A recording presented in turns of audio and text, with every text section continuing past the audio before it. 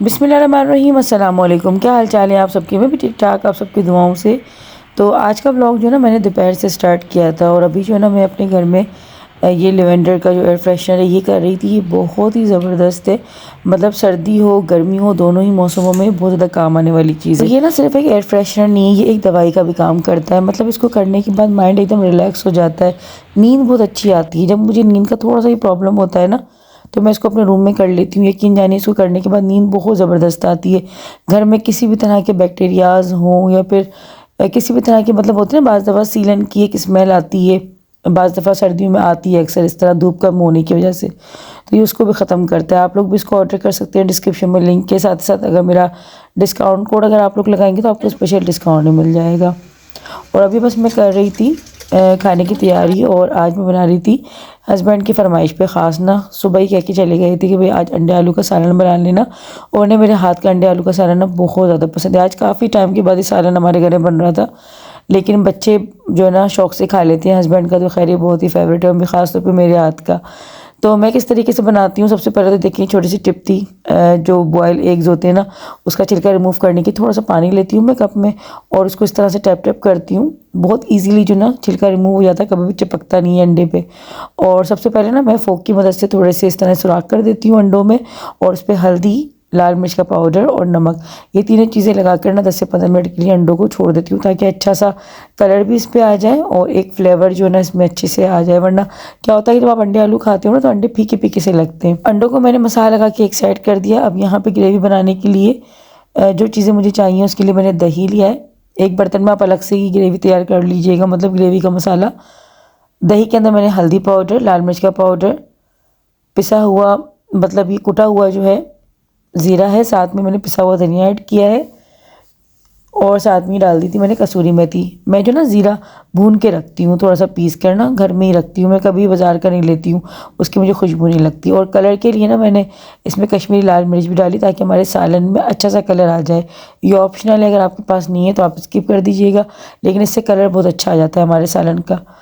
तो साथ में ही जो ना यहाँ पे बस इसको मैं मिक्स कर रही हूँ। और ये सारे मसाले जो थे ना मैं यूज़ कर रही हूँ दश्त के। अच्छा, लहसुन अदरक भी ना मैं पिसा हुआ इसी में ऐड कर रही हूँ मैं। तरह अगर आप ना ऐड कर देते हो ना एक बर्तन में सालन के जैसे मसाला जो होता है सारा, तो बहुत इजी रहता है। आप लोग कभी ट्राई कीजिएगा, आप लोगों को भी बहुत आसान लगेगा इस तरह सालन बनाना।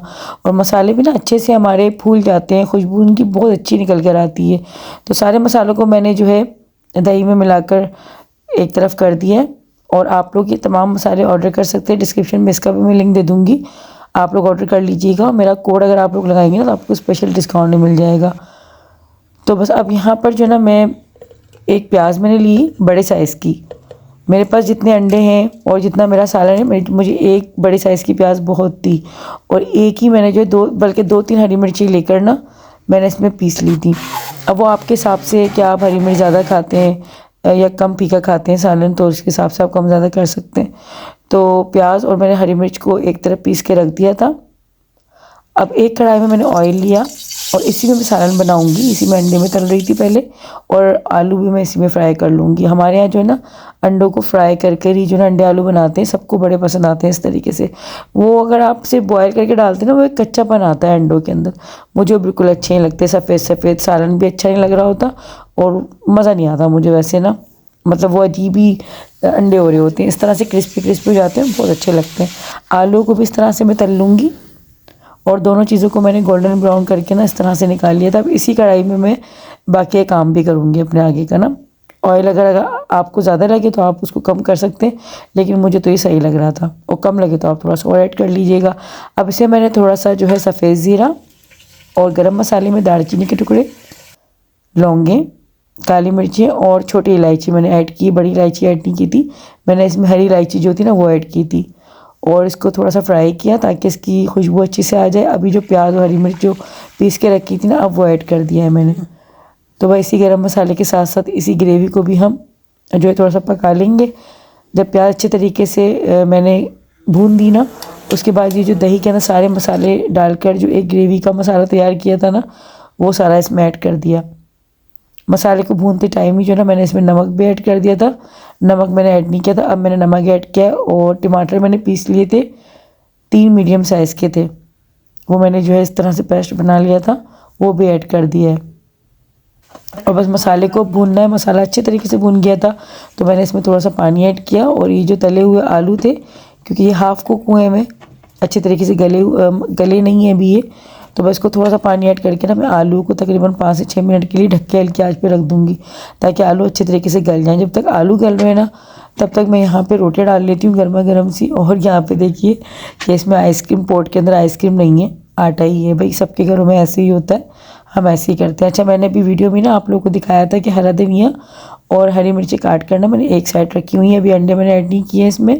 ये तीनों चीज़ें जब आलू गल जाएंगी ना, उसके बाद ऐड करूँगी। तो गर्मा गर्म रोटियां मैं अभी यहाँ पे डाल रही थी। अच्छा, कुछ जो ना कुछ इस तरह के मुहावरे हम बचपन से सुनते आए हैं कि भाई मर्द के जो दिल का जो ताल्लुक़ होता है आपके शोहर का, वो पेट से जाता है। और मतलब अच्छा खाना अगर मर्द को मिलता है तो भाई उसके दिल में जो है वो औरत जगह करती है वो। और दूसरा एक मुहावरा जो कि मुझे बहुत ही नापसंद है कि अपना जब मारता है तो वो क्या छाँव में फेंकता है।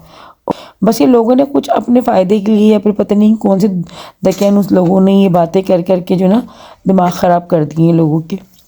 इस तरह से कुछ नहीं होता, क्योंकि मैंने ऐसे घर भी देखे हैं जहाँ पे औरत नहीं कुछ खाना वगैरह पका रही होती, बाकायदा कुक रखे हुए होते हैं, लेकिन मर्द उनकी कदर भी कर रहे होते हैं, घर उनके बसे हुए होते हैं और मर्द उनकी इज़्ज़त भी कर रहे होते हैं। और बहुत सी औरतों को मैंने ऐसे देखा यार, जो पका पका के पूरी ज़िंदगी लगा देती हैं मर्द को खिलाने में, और अपने घर मतलब घर वालों के लिए ख़त्म कर देती हैं ज़िंदगी, लेकिन फिर भी उनको मुकाम नहीं मिल रहा होता। और दूसरा मुहावरा ये कि अपना जो है वो छाँव में फेंकता है, तो भाई अपना जो होगा वो मारेगा क्यों। इस तरह की चीज़ें हैं ना कि जो कि सख्त नापसंद है मुझे। खैर बातों बातों में जो है खाना रेडी हो गया था और माशाल्लाह माशाल्लाह सबको बहुत पसंद आया। ख़ासतौर पर हस्बैंड के लिए बनाया था तो हस्बैंड को बहुत अच्छा लगा। तो दिल खुश हो जाता है, मतलब घर वाले पेट भर के खा लेते हैं ना खाना तो अच्छा लगता है। लेकिन इन मुहावरों से ना मुझे इख्तिलाफात हैं कि यार ये फिजूल की दकियानूसी बातें हैं, ऐसा कुछ नहीं होता।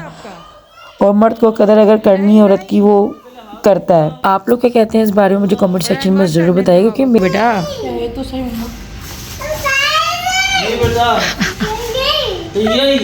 इसके मतलब है कुछ है तो दे दो उसके हाथ में, पकड़ा दो। इसके मतलब तो कुछ भी नहीं है। अल्लाह ले लो ना उसे गोद में। अरे मारी बेटी, चलो मारी बेटी। बहुत देर से वेट कर रही है, बहुत देर से वेट कर रही है, बहुत देर से वेट कर रही है। आज गिर भी ये कर रही हो, गिर भी गई है अभी ये सोफा कम्प्लीट से। बारी लग रही हो जनाब, बारी लग रही हो। लिपस्टिक लगा दो। जनाब पापा का लिपस्टिक लगा दो, जनाब पापा का लिपस्टिक लगा दो, जनाब तैयार कर दो, तैयार कर दो पापा को। मालिश कर लो। क्या क्या लाए सामान, सारा लिया है। वो टोपी उतारी दो। ये क्या है, चीनी। ये देखो, ये देखो। पहले मुझे जितना इंतज़ार होता था ना हस्बैंड के आने का, अब तो पूरे घर में सबसे ज़्यादा इंतज़ार सिर्फ ज़ैनब को होता है। क्योंकि ये इसको बस पता लग जाता है कि शाम हो गई है, अब बाबा आने वाले हैं, तो दरवाजे के पास ही जाके ना वहीं वहीं चक्कर लगाती रहती है। जबकि बाहर इतनी ठंड होती है, मैं लाउंज में ना बच्चों को निकलने नहीं देती, ख़ासतौर पर ज़ैनब को बिल्कुल नहीं निकलने देती हूँ। क्योंकि अभी एक हफ़्ते से तो इतनी ज़्यादा ठंड पड़ रही है कि सारी कसर जो है ठंड ने पूरी कर ली। मतलब जब से बच्चों के स्कूल खुले ना, तब से ठंड की शिद्दत बहुत ज़्यादा बढ़ गई है। मतलब विंटर वेकेशन किस बात की पड़ी थी तो पता ही नहीं चलता, हर साल यही होता है। तो बस अल्लाह पाक हिदायत दे। और हैरत होती है कि यार मतलब एक पढ़े लिखे मतलब स्कूल जो है वहाँ बच्चों को पढ़ने के लिए भेजते हैं, शऊर दिलाने के लिए भेजते हैं, लेकिन ये लोग ऐसी हरकत करते हैं हर साल के विंटर्स वेकेशन के नाम पे। गर्मियों में छुट्टी कर देते हैं और जब विंटर्स असल में आती हैं तो जब स्कूल खुल जाते हैं, क्या कह सकते हैं। क्योंकि ये मेरा और आपका ही नहीं मसला है, ये पूरे मुल्क का ही मसला है। अच्छा, यहाँ पर ना सामान कुछ था जो कि इतने दिन से पेंडिंग में पड़ा हुआ था, तो आज फाइनली वो सारा सामान जो ना वो आ गया था। मेरा ना मार्ट जाना इतना नहीं होता। फिर रात को ना हम लोग थोड़ा बाहर निकले थे, तो ये $1 शॉप थी, आई थिंक मैंने नाम भी नहीं पढ़ा, लेकिन इस तरह की शॉप कोई नज़र आई तो हस्बैंड कह लगे कि यहाँ पे देख लो कुछ सामान। क्योंकि ना इस तरह की शॉप्स पे घर का सामान अच्छा मिल जाता है। मतलब इस तरह की जो ऐसी सीरीज़ होती है ना, अब मैं एग्जांपल आपको दूँ, जैसे कॉटन बड्स होते हैं, ज़ैनब के क्लिप्स वगैरह होते हैं, या छोटी मोटी जो छोटे मोटे आइटम्स होते हैं। क्रॉकरी वगैरह तो खैर अच्छी नहीं थी यहाँ पे मैंने देखी, लेकिन बहुत लोकल थी। लेकिन इस तरह की चीज़ें जो होती है ना वो यहाँ से अच्छी मिल जाती है, जो छोटी छोटी चीज़ें होती हैं। तो मैंने भी ये थोड़ी बहुत चीज़ें थी ना वो ले ली। अच्छा, वाइप्स बहुत अच्छे मिल गए थे मुझे सही प्राइस में, मतलब अच्छे प्राइस में ये चीज़ें मिल जाती हैं इस तरह की जगहों से। डिशेस वगैरह आप ले सकते हो, रफ़ एंड टफ वाले बर्तन आप ले सकते हो, लेकिन अगर फैंसी क्रॉकरी के मूड में ना, तो वो तो खैर फिर अच्छी जगह से ही मिलते, जो कि मुझे अभी थोड़ी बहुत लेनी भी है। तो अब देखती हूँ कि मैं क्या करती हूँ, क्योंकि ऑनलाइन में देख रही हूँ ना क्रॉकरी, तो मुझे बहुत ज़्यादा एक्सपेंसिव भी लग रही है, और दूसरा ये भी है कि वो साइज़ जो है ना, मुझे सही तरह से मेजरमेंट नहीं हो रही होती, कि ये चीज़ दिखती कुछ है ऑनलाइन में, और फिर जब वो हाथ में आती है तो फिर वो छोटी बड़ी का मसला होता है। तो ये है।